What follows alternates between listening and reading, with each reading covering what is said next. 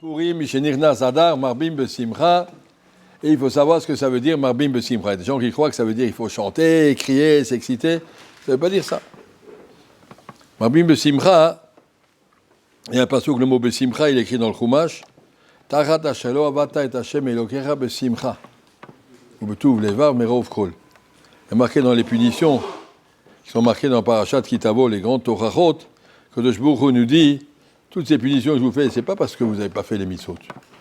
Donc fait, tout le monde mettait les tefilines, tout le monde faisait la tzedaka, tout le monde était gentil, seulement c'était pas besimcha. Ou betuv levav, de bon cœur. On s'en est obligé.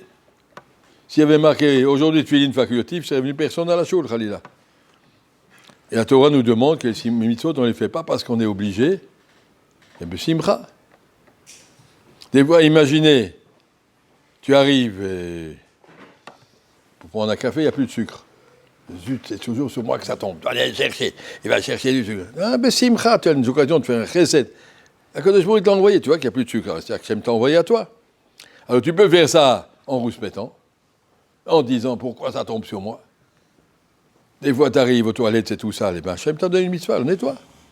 L'autre qui était avant toi, c'est un imbécile, mais c'est pas ton problème. Maintenant, tu as cette mitzvah, tu peux la faire en râlant, en rouspétant, et tu dis, c'est pas normal. De l'autre côté, tu peux dire, Hachem, il t'envoie une mitzvah. Besimcha ou tout voulez mais avec plaisir, vakasha, je rends service à toute la société. Chaque mitzvah qu'Hachem nous envoie, il faut comprendre que c'est un cadeau qu'Hachem nous envoie. Tu peux la faire en réchignant, ça vaut pas grand-chose. Quand tu as une maman qui te demande, tu veux peut-être aller m'acheter de l'huile ou du sucre? Je dis, bon, ça va, mais je ne peux pas y aller tout seul. C'est moi que je dois y aller, c'est pas normal. Tu peux dire ça comme ça, tu peux dire au contraire, oh merci maman, tu me donnes l'occasion de faire kiboudem, j'ai un srout extraordinaire, j'y vais en chantant.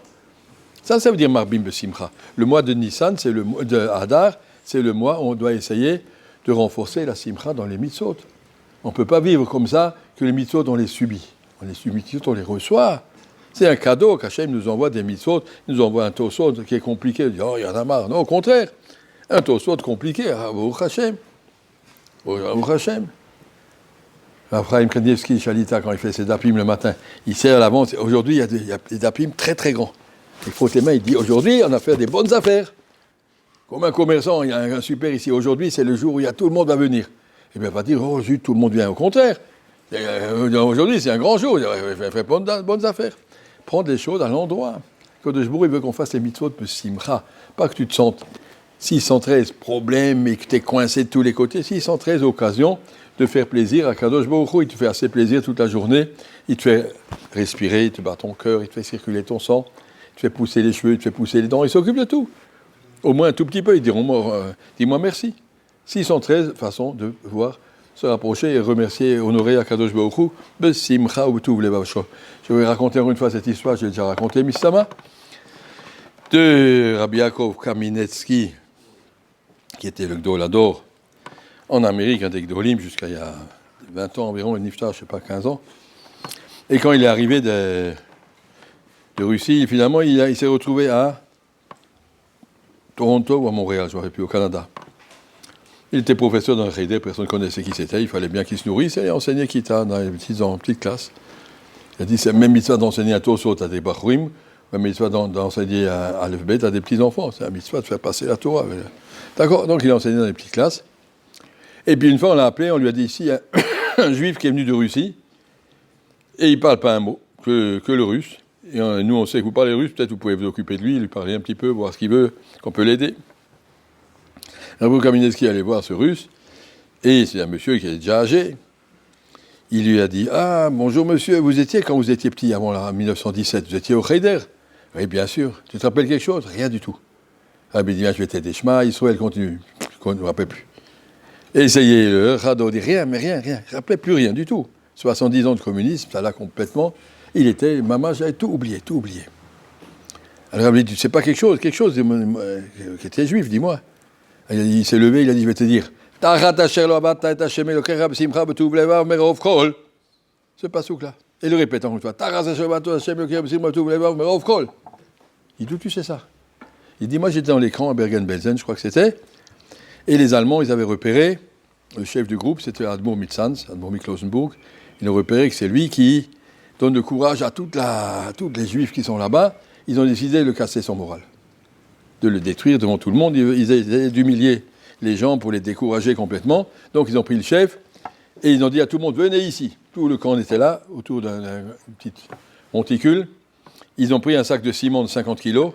Ils ont dit, Admor, tu montes toute la pente. Et quand tu es en haut, tu redescends. Il a pris le sac sur le dos. Et il est monté, il a crié,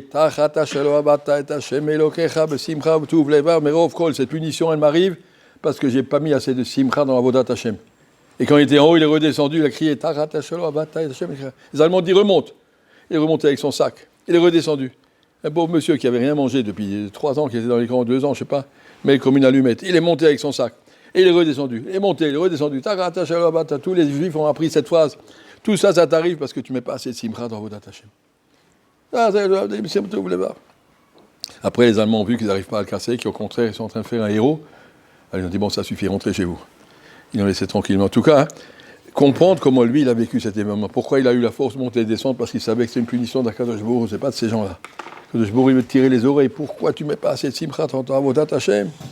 C'est ce qu'on nous demande. Akadosh Baruch Hu veut voir combien qu'on est heureux de ce qu'on fait. Mishen Nichnas Adar, Marbim Besimcha. Simcha, maintenant le mois d'Adar doit se préparer à Pessah, c'est essayer de mettre un peu plus de simcha, de motivation, de joie, de bonheur quand on a la chance de faire une mitzvah.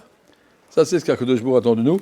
J'ai vu d'une Sikha de Reb Chaim Shmulevitz, où il dit, le plus grand truc que j'ai trouvé à ce sujet-là, c'est dans les tfilotes qu'il faisait Iyov. Vous avez entendu parler de Iyov, un homme qui avait souffert toutes les souffrances qu'on peut imaginer dans ce monde.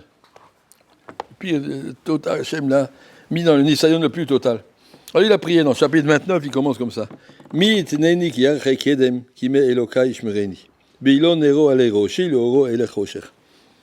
Le bail que je puisse revenir, qui m'iten comme j'étais avant la naissance dans le ventre de ma mère. Beilon nero alero shi, un malach qui m'enseignait toute la Torah.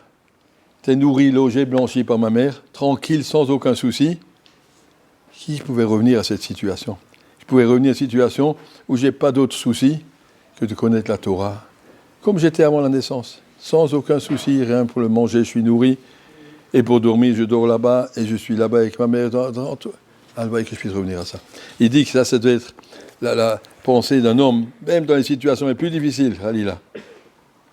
Savoir, ce qui m'intéresse, c'est de pouvoir dire à Kadosh Baruch Hu, ce qui m'intéresse, c'est étudier ta Torah. Aide-moi à trouver les conditions nécessaires. Pas seulement un petit peu. Il n'a pas dit, Hachem, rends-moi mes enfants, ma richesse, ma santé. Ça n'intéressait pas. Pas dit que ça n'intéressait pas, c'est pas ça qu'il a demandé. Il a dit à Kadosh Baruch Hu, donne-moi la totale. Je veux retrouver ma shleimut, pouvoir faire les mitzvot de simcha comme j'étais avant la naissance. C'est vrai qu'avant la naissance, on n'a pas de srout parce qu'il n'y a pas d'Yetzerara, et le malach, il te fait rentrer toute ta Torah dans la tête. C'est pas difficile, tu n'es pas fatigué, tu ne dors pas, il te fait rentrer ça rentre. Mais en tout cas, ça correspond à des mois de bonheur. Un enfant de sa mère, il a du mal à sortir parce qu'il est bien dedans, il ne veut pas sortir. La naissance, c'est un déchirement. En tout cas, ça c'est ce qu'il faut retenir de cette affaire-là. Que le Jbour veut qu'on mette la simcha dans notre avoda, et dans ce mois de Adar Sheni, effectivement, Hachem nous a demandé, maintenant je vous demande, montrez-moi que vous aimez les mitzvot, que vous ne les subissez pas, mais que vous les choisissez, que vous les chérissez, et qu'on puisse les faire besimcha ou betuv levav. Merci.